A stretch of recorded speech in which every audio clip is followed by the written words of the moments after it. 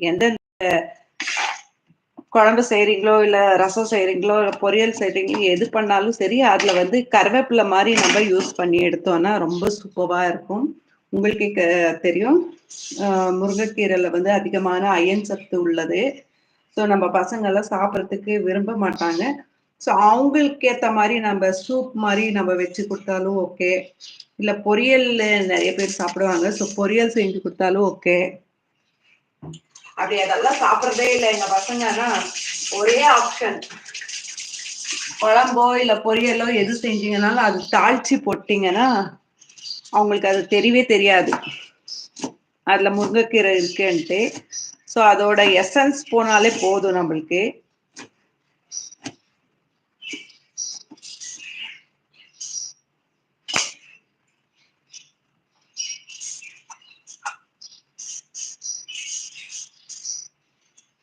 உங்களுக்கு பார்த்தாலே தெரியும் எவ்வளோ ஃப்ரெஷ்ஷா இருக்கு பாருங்க. வேர்ல ஒரே ஒரு மண்ணு கூட இல்ல. அவ்ளோ கிளீனா வந்து நம்ம எங்க ஒசூர்ல கிடைக்கும் கீரை எல்லாம்.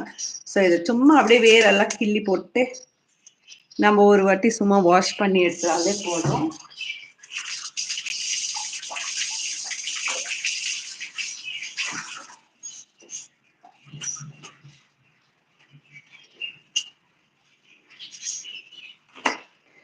கட்டிங்க்கு சாப்பிங் போர்டு விட இந்த மாதிரி ஒரு ஹுட்டு வச்சு கட் பண்ணோம்னா ரொம்ப ஃபாஸ்டா முடியுது வேலை. ஸோ இந்த கீரை செய்யறதுக்கு வந்து நான் ஆல்ரெடி வந்து பருப்பு வேக வச்சு எடுத்து வச்சிருக்கேன். அந்த பருப்பை இது பண்ணிக்கலாம். ஸோ இப்போதைக்கு இவ்வளோ போதும். இது அரைக்கட்டு, இன்னொரு அரைக்கட்டு இன்னொரு நாள் வந்து கீரை குழம்பு வச்சுட்டா போதும். ஸோ அரைக்கட்டை எடுத்து நான் கட் பண்ணி வச்சாச்சு.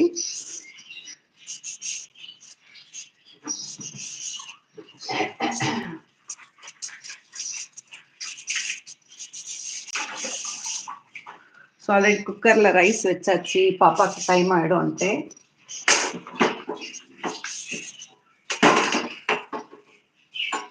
இப்போ இந்த கீரையை நம்ம தாளிச்சுக்கலாம்.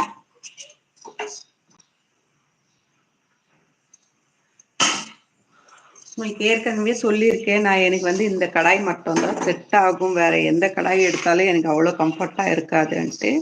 ஸோ அதனால ஸ்டவ் ஆன் பண்ணிடலாம்.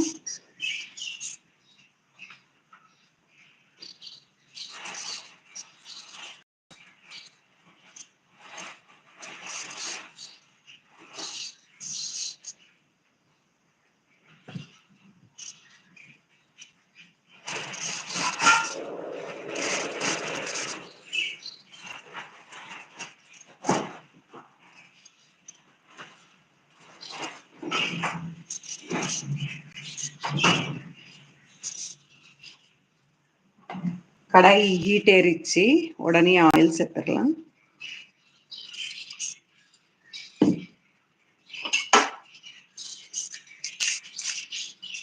ஆயில் வந்து சூடு ஏறதுக்குள்ள நம்ம ஆனியனை கட் பண்ணிடலாம்.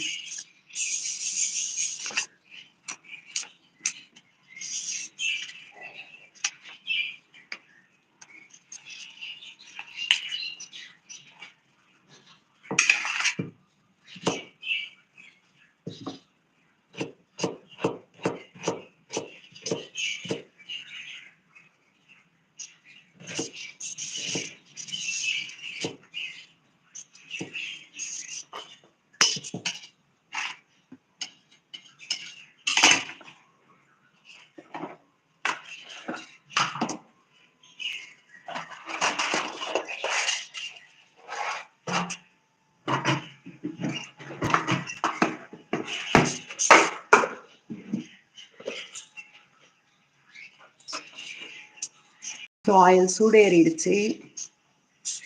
இப்போ கடுகு சேர்த்துடலாம்.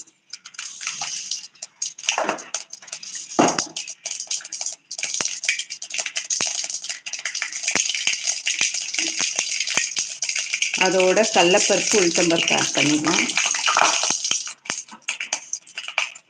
காரத்துக்கு வந்து காஞ்ச மிளகா கட் பண்ணி போட்டுடலாம்.